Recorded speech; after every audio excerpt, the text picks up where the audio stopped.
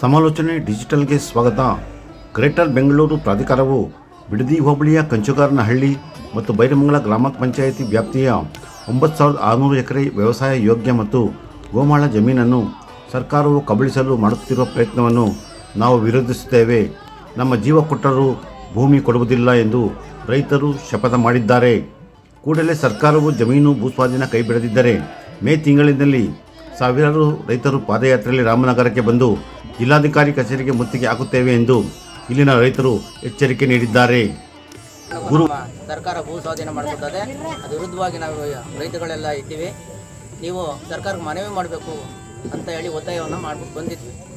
ನೀವು ದೇವೇಗೌಡರ ಅಪ್ಪಾಜಿಗೆ ನಾನು ರಾಜ್ಯಸಭೆಯಲ್ಲೂ ಕೂಡ ನೀವು ಧ್ವನಿ ಎತ್ತಬೇಕು ನೀವು ಅಂತಲೂ ಹೇಳಿದೆ. ಇದ್ರ ಬಗ್ಗೆ ನಾನು ಗಮನಿಸಿದ್ದೀನಿ ಅಂತ ಕೂಡ ಅವರು ನಮಗೆ ಭರವಸೆ ಕೊಟ್ಟಿದ್ದರು. ರೈತರನ್ನ ಒಕ್ಕಲೆಬ್ಬಿಸುವಂಥ ಕೆಲಸ ಮಾಡಿಕೊಂಡು ನನ್ನ ಹತ್ರ ಎಲ್ಲ ಬಂದ್ಬಿಟ್ಟಿದ್ದಾರೆ. 3% 90% ಜನ ರೈತರು ನನ್ನ ಹತ್ರ ಬಂದು ಮಾತಾಡಿದ್ದಾರೆ, ಭೂಮಿ ಕೊಡಕ್ಕೆ ಒಪ್ಕೊಂಡಿದ್ದಾರೆ ಅಂತ ಇವರು ಒಂದು ಹೇಳಿಕೆ ಕೊಟ್ಟಿದ್ರಲ್ಲ. ಸಾಕ್ಷಿ ಕೊಡಿ ಸ್ವಾಮಿ, ನಿಮ್ಮ ಹತ್ರ ಯಾರು ರೈತರು ಬಂದಿದ್ದಾರೆ ಸಾಕ್ಷಿ ಕೊಡಿ. ಸಾಕ್ಷಿ ಇಲ್ಲದೆ ಮಾತಾಡ್ತೀರಿ. ಇದನ್ನು ನೀವು ರೈತರನ್ನ ದಿಕ್ತಪ್ಪಂಥ ಕೆಲಸನ ನೀವು ಮಾಡ್ತಾಯಿದ್ದೀರಿ. ರೈತರು ದಿಕ್ತಪ್ಪೋಗ್ಲಿ, ಸುಮ್ಮನೆ ಆಗೋಗ್ಬಿಟ್ಟು ಎಲ್ಲ ಒಪ್ಕೊಬಿಟ್ಟವ್ರೆ ಅಂತ ಹೋರಾಟ ನಿಲ್ಲಿಸ್ಬಿಡ್ಲಿ ಅಂದ್ಬಿಟ್ಟು ಒಂದು ಕಡೆ. ಇನ್ನೊಂದು ಅವ್ರಿಗೆ ಭಯನೂ ಬಂದಿದೆ. ನಾವು ಒಂದು ಕಮಿಟಿ ಮಾಡಿ ಒಂದು ಸಂಘ ಮಾಡ್ಕೊಂಡಿದ್ದೀವಿ. 2 ಪಂಚಾಯತಿ ರೈತರುಗಳು ಸಂಘ ಮಾಡಿ ಹೋರಾಟ ಮಾಡೋಕ್ಕೆ ನಾವು ಒಂದು ರೂಪುರೇಷೆನ ಸಿದ್ಧಪಡ್ತಾ ಇದ್ದೀವಿ. ಇದನ್ನ ಮುಂದೆ ಮಾಡ್ತಾರೆ ಅಂದ್ಬಿಟ್ಟು ಅವರು ಭ್ರಮನಿರಸ ಅನ್ಕೊಂಡ್ಬಿಟ್ಟವ್ರು. ಅವರು ನಾವು ಪ್ರಾಜೆಕ್ಟ್ ಮಾಡೋಕೆ ಹೊರಟಿದ್ದೀವಿ, ನಾವು ಕೈ ತಪ್ಪ ಹೋಗುತ್ತಿಲ್ಲ, ನಮ್ಮ ಸರ್ಕಾರಕ್ಕೆ ಹಿನ್ನಡೆ ಆಗೋಗುತ್ತಿಲ್ಲ ಅನ್ನೋ ಒಂದು ಕಾನ್ಸೆಪ್ಟ್ ಇಟ್ಕೊಂಡು ಈ ರೀತಿ ಮಾಡ್ತಾ ಇದ್ದಾರೆ. ಇವತ್ತು ರಾಜ್ಯ ಸರ್ಕಾರ ತುಗುಲಕ್ ಸರ್ಕಾರ, ನಿಮ್ಮದು ತುಗುಲಕ್ ಸರ್ಕಾರ, ರೈತರನ್ನು ಒಕ್ಕಲೆಬ್ಬಿಸಿದಂಥ ಸರ್ಕಾರ. ಮಾತೆತ್ತಿದ್ರೆ ನೀವು ದೇಶದ ಬೆನ್ನೆಲುಬು, ರೈತ ದೇಶದ ಬೆನ್ನೆಲುಬು ಅಂತಿರಲ್ಲ. ದೇಶದ ಬೆನ್ನೆಲುಬು ಮೂಳೆ ಮುರಿತಾ ಇದ್ದೀರಲ್ಲ ನೀವು, ಅವ್ರ ಮೇಲೆ ಸಮಾಧಿ ಮಾಡ್ತಾ ಇದ್ದೀರಲ್ಲ. ನಿಮ್ಗೆ ನಾಚಿಕೆ ಆಗಲ್ವಾ? ಮಾನ ಮರ್ಯಾದೆ ಇಲ್ವಾ ನಿಮಗೆ? ಎಲ್ಲ ಬಿಟ್ಟಿ ಭಾಗ್ಯಗಳು ಕೊಟ್ಕೊಂಡು ಇವತ್ತು ರಾಜ್ಯನ ದಿವಾಳಿ ಮಾಡ್ಕೊಂಡು ನೀವು ರೈತರು ಜಮೀನನ್ನ ಕಬಳಿಸ್ಕೊಂಡು ಇವತ್ತು ಈ ಭಾಗದಲ್ಲಿ 9600 ಎಕರೆ ಏನು ಜಾಗ ಇದೆ ಇದು ಗ್ರೇಟರ್ ಬೆಂಗಳೂರಲ್ಲಿ, ಅದರಲ್ಲಿ 2800 ಎಕರೆ ಗೋಮಾಳ ಇದೆ. ಆ ಗೋಮಾಳ ಹೊಡೆಯೋಕ್ಕೆ ನೀವು ಹುನ್ನಾರ ಮಾಡ್ತಾ ಇದ್ದೀರಿ ಇವತ್ತು. ಇಲ್ವಾ? ಇವತ್ತು ಹೋಗಿ ನೀವು ಮಾಡಬೇಕು ಅಂದರೆ ನಿಮ್ಗೆ ಅನುಕೂಲದ ಜನ ಮಾತ್ರ, ನಿಮ್ಗೆ ಓಟ್ ಹಾಕಿರೋ ಜನ ಮಾತ್ರ ನಿಮಗೆ ಚಿನ್ನದ ಬೆಲೆ ಬರ್ತದೆ, ನೀವು ಭೂಮಿ ಕೊಡಬೇಡಿ ಅಂತೀರಿ. ನಾವು ನಿಮ್ಗೆ ಓಟ್ ಹಾಕ್ಲಿವಲ್ಲ, ನಮ್ಮ ಭೂಮಿ ಮಾತ್ರ ಕಿತ್ಕೊಬಿಡ್ತೀರಾ. ನಿಮ್ಮ ಕನಕಪುರ ಜನ ಮಾತ್ರ ಉಳಿಸ್ಕೋಬೇಕು ನೀವು, ನಮ್ಮ ಭಾಗದ ಜನ ಉಳಿವಂಗಿಲ್ಲ. ವಿಷ ತಗೊಂಡು ಸಾಯ್ಬೇಕಾ? ಮಾಡಿ ಸ್ವಾಮಿ, ಅಲ್ಲಿ 700 ಹತ್ರ ಮಾಡಿ. ಅಲ್ಲಿ ಬರಡು ಭೂಮಿ ಇದೆ, 25 ಲಕ್ಷ 30 ಲಕ್ಷ ಒಂದು ಎಕರೆ ಜಮೀನು. ಇವತ್ತು ಕೊಡಿ ಅವ್ರಿಗೂ 1.5 ಕೋಟಿ 2 ಕೋಟಿ ಕೊಡಿ, ಅವರು ಬದುಕತ್ತಾರೆ. ನಮಗೇನು ಬದುಕಿಸ್ಬೇಡಿ ನೀವು. ಇವತ್ತು ನೀವು ಬಿಟ್ರು ಕೈ ಬಿಟ್ರು ನಮ್ಗೆ 5 ಕೋಟಿ 6 ಕೋಟಿ ಇವತ್ತು ವ್ಯಾಲ್ಯೂಯೇಷನ್ ಇದೆ. ಇನ್ನೊಂದು 5 ವರ್ಷ ಕಳ್ಕೊಂಡ್ರೆ 10 ಕೋಟಿನೂ ಆಗುತ್ತೆ. ಸಾಲದಕ್ಕೆ 2 ನ್ಯಾಷನಲ್ ಇವೆ ಮಧ್ಯೆ ಇದ್ದೀವಿ ನಾವು, 2 ಪಂಚಾಯತಿ ವ್ಯಾಪ್ತಿಯರು, 2 ಇಂಡಸ್ಟ್ರಿಯಲ್ ಮಧ್ಯೆ ಇದ್ದೀವಿ. ಸಾಲದಕ್ಕೆ ಆರವಳ್ಳಿ ತಾಲೂಕು, ಬಿಡದಿ ಹೋಬಳಿ.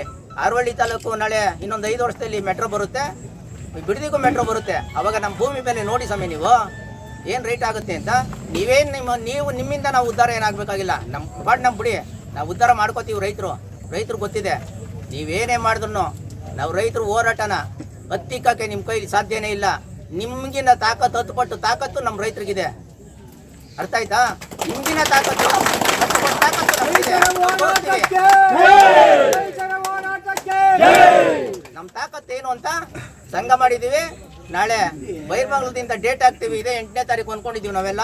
ನಿಮ್ಮ ಮಾಧ್ಯಮದ ತಿಳಿಸ್ತೀವಿ. 8ನೇ ತಾರೀಕು ಬೈರ್ಮಂಗಲದಿಂದ DC ಕಚೇರಿವರೆಗೂ ಪಾದಯಾತ್ರೆ ಮಾಡ್ತೀವಿ. ಆ ಪಾದಯಾತ್ರೆ ದಿನ ಎಷ್ಟು ಸಾವಿರ ಜನ ರೈತರು ಈ ಪಾದಯಾತ್ರೆಗೆ ಪಾಲ್ಗೊಳ್ತಾರೆ ಅಂತ ನೀವು ನೋಡಿವ್ರಂತೆ ನಿಮ್ಮ ಮಾಧ್ಯಮದ ಮುಖಾಂತರ. ಜೀವನ ಮಾಡ್ತಾ ಇದ್ದೀವಿ, ಮಕ್ಕಳ ಮೇಲೆ ಕಟ್ಕೊಂಡು. ಈಗ ಹೆಣ್ಣು ಇರ್ತಾರೆ, ಒಂದು ಕೋಟಿನ 10 ಕೋಟಿನ ದುಡ್ಡು ಕೊಡ್ತಾರೆ ನಮಗೆ. ಇವತ್ತು ಬಂದು ಒಂದು ಸೈಡ್ ಮೇಲೆ 1 ಕೋಟಿನೇ ಇದೆ, 10 ಕೋಟಿನೇ ಇದೆ. ನಮ್ಮ ಇರೋ 10 ಗುಂಟೆ 5 ಗುಂಟೆ ಜಮೀನು. ನಾವು ಯಾವ ಥರ ಜೀವನ ಮಾಡೋದು?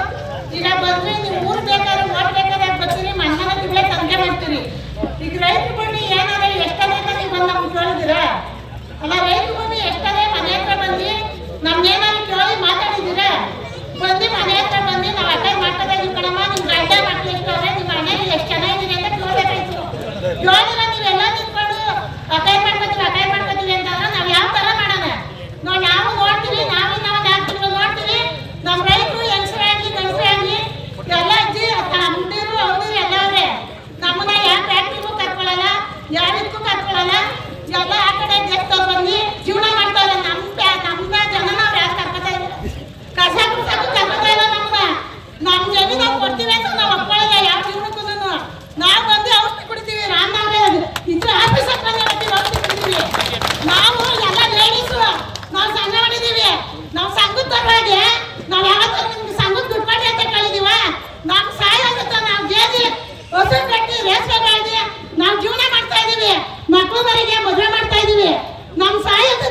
ಇದೀವಿ.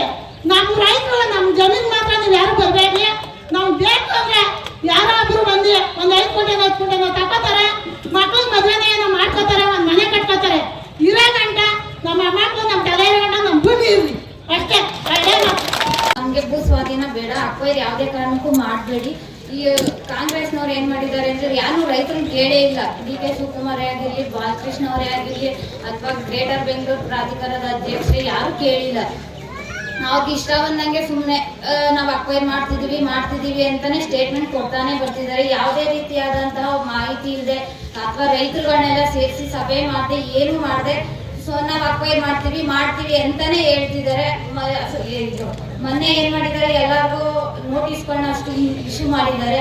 ಕೆಲವ್ರು ಈಸ್ಕೊಂಡಿದ್ದಾರೆ, ಕೆಲವ್ರು ಬೇಡ ಅಂತ ವಾಪಸ್ ಕಳಿಸಿದ್ದಾರೆ. ಆಮೇಲೆ ಈಗ ಏನಪ್ಪ ಮಾಡ್ಬೇಕು ಅಂದ್ರೆ ನಾವು ರೈತರುಗಳೆಲ್ಲ ಒಗ್ಗಟ್ಟಾಗಿ ಸೇರ್ಕೊಂಡು ವಿರೋಧ ಮಾಡ್ಬೇಕು. ಯಾವುದೇ ಕಾರಣಕ್ಕೂ ನಾವು ಭೂಮಿ ಬಿಡೋದಿಲ್ಲ. ನಮ್ಮ ಭೂಮಿ ನಮ್ಮ ಹಕ್ಕು. ಈಗ ಹಿಂದಿನ ಕಾಲದಲ್ಲಿ ಏನ್ ಮಾಡಿದ್ರು ಅಂದ್ರೆ ಬ್ರಿಟಿಷರು ಬಂದು ನಮ್ಮ ದೇಶದಲ್ಲಿರೋ ಸಂಪತ್ನೆಲ್ಲ ಕೊಳ್ಳೆ ಹೊಡ್ಕೊಂಡು ಹೋದ್ರು. ಕಾಂಗ್ರೆಸ್ನವ್ರು ಏನ್ ಮಾಡ್ತಾವ್ರೆ, ರೈತರುಗಳನ್ನ ಕೊಳ್ಳೆ ಹೊಡಿತಾವ್ರೆ. ನಾವೇನ್ ಮಾಡ್ಬೇಕು ಅಂದ್ರೆ ಮುಕ್ತವಾಗಿ ಹೋರಾಟ ಮಾಡ್ಬೇಕು. ನಮ್ಗೆ ಯಾವುದೇ ಇಲ್ಲಿ ಪಕ್ಷ ಭೇದ ಭಾವ ಏನೂ ಇಲ್ಲ. ಈಗ ನಾವು ಈ ಪಕ್ಷದವರು ನಾವು ಆ ಪಕ್ಷದವರು ಅಂತ ಯಾರು ಅದನ್ನ ಮನಸ್ಸಲ್ಲಿ ಇಟ್ಕೋಬಾರ್ದು. ಈಗ ನಾವು ಪಕ್ಷಗಳನ್ನ ನೋಡ್ಕೊಳಕ್ ಹೋದ್ರೆ ನಮ್ಮ ಭೂಮಿ ನಾವೇ ಕಳ್ಕೋಬೇಕಾಗುತ್ತೆ. ಆದ್ರಿಂದ ರೈತರುಗಳು ಎಲ್ಲರೂ ಒಗ್ಗಟ್ಟಾಗಿದ್ದು ಹೋರಾಟ ಮಾಡ್ಬೇಕು. ಭೂಮಿ ಇಲ್ವಾ, ಈಗ ಅವ್ರು ಕನಕದಲ್ಲೇ ಮಾಡಿಬಿಡಿ, ನಮ್ಗೆ ನಮ್ಮ ಭೂಮಿಗೆ ಚಿನ್ನದ ಬೆಲೆ ಬರುತ್ತೆ. ಯಾಕೆ ಮಾಡ್ಬೇಕು? ನಮ್ಮ ಕಡೆ ಈಗ ಅಕ್ವೈರ್ ಮಾಡ್ಬೇಕಾಗಿರೋದು ಮೇನ್ ಯಾವುದು, ಡ್ರೈ ಲ್ಯಾಂಡ್. ಅಲ್ಲಿ ವ್ಯವಸಾಯನೇ ಮಾಡೋಕ್ಕಾಗಲ್ಲ. ಆ ಭೂಮಿಲಿ ಯಾವುದೇ ರೀತಿ ಬೆಳೆ ಬೆಳೆಯೋಕ್ಕಾಗಲ್ಲ. ರೈತರಿಗೆ ಯಾವುದೇ ರೀತಿಯ ಭೂಮಿಯಿಂದ ಅನುಕೂಲ ಇಲ್ಲ ಅಂದ್ರೆ ಮಾಡಬೇಕು. ನಾವೇ ಕೊಡ್ತೀವಿ ಮಾಡಲಿ. ಈಗ ಡೆವಲಪ್ಮೆಂಟ್ ಏನು ಡೆವಲಪ್ಮೆಂಟ್ ಮಾಡವ್ರೆ? ಸರಿಯಾಗಿ ರೋಡ್ಗಳಿರೋ ಗುಂಡಿನೇ ಮುಚ್ಚಲಿಲ್ಲ. ಈ ಎಜುಕೇಶನ್ ಸಿಸ್ಟಮ್ ಇದೆಯಲ್ಲ ಅದನ್ನ ಡೆವಲಪ್ಮೆಂಟ್ ಮಾಡಿ. ಈಗ ಎಲ್ಲರೂ ಎಷ್ಟೋ ಯುವಕರೆಲ್ಲ ಡಿಗ್ರಿ ಮುಗಿಸಿ ಈ ಜಾಬ್ಗಳಿದೆ ಅಲ್ಲಾಡ್ತಾವ್ರೆ. ಅದಕ್ಕೆ ಜಾಬ್ ಕೊಡಿಸಿ ಅದನ್ನ ಡೆವಲಪ್ಮೆಂಟ್ ಮಾಡಿ. ಈಗ ಬಿಟ್ಟಿ ಭಾಗ್ಯ ನಾವೇನಾದ್ರು ಕೇಳಿದ್ವಾ? ಈ ಎಲ್ಲ ಸಲುವಾಗಿ ಬಿಟ್ಟಿ ಭಾಗ್ಯ ಕೊಟ್ರಿ, ಅದನ್ನು ಕರೆಕ್ಟಾಗಿ ಮಾಡಿಲ್ಲ. ಅಭಿವೃದ್ಧಿ ಮಾಡೋಕ್ಕೆ ಅಂತ ಹಾಕಿರೋ ಫಂಡ್ಗಳನ್ನೆಲ್ಲ ಬಿಟ್ಟಿ ಭಾಗ್ಯ ಕೊಟ್ಟಿದ್ದೀರಿ. ಇವತ್ತು ಅಭಿವೃದ್ಧಿಗಳು ಮಾಡೋಕ್ಕೆ ಫಂಡ್ಗಳಿಲ್ಲ. ಈಗ ಅದನ್ನೆಲ್ಲ ಮುಚ್ಚಕ್ಕೆ ಸಲುವಾಗಿ ರೈತರುಗಳು ಭೂಮಿ ಕಿತ್ಕೊತಿದ್ದೀರಾ. ಇದು ನಿಮಗೆ ಸರಿ ಅನ್ಸುತ್ತಾ? ಈಗ ನಮ್ಮ ಕಡೆ 90% ಜನ ಹಸುಗಳು ಹೈನುಗಾರಿಕೆ ಮಾಡ್ತಿದ್ದಾರೆ, ರೇಷ್ಮೆ ಮಾಡ್ತಿದ್ದಾರೆ, ಬಾಳೆ, ಮಾವು, ತೆಂಗು. ಈಗ ಒಂದು ಗಿಡ ನೆಟ್ಟು ಒಂದು ಮರ ಬೆಳೆಸ್ಬೇಕಾದ್ರೆ ಎಷ್ಟು ವರ್ಷ ಆಗುತ್ತೆ? ನಾವು ಭೂಮಿ ನಿಮಗೆ ಕೊಟ್ಬಿಟ್ಟು ನಾವಾದ್ರೂ ಬೆಳೆ ತೆಗಿಯೋದು ಯಾವಾಗ? ಡೆವಲಪ್ಮೆಂಟ್ ಏನು ಡೆವಲಪ್? ವಿಡಿಯೋ ಇಷ್ಟವಾಗಿದ್ದರೆ ಲೈಕ್, ಶೇರ್ ಮತ್ತು ಸಬ್ಸ್ಕ್ರೈಬ್ ಮಾಡಿರಿ. ವಂದನೆಗಳೊಂದಿಗೆ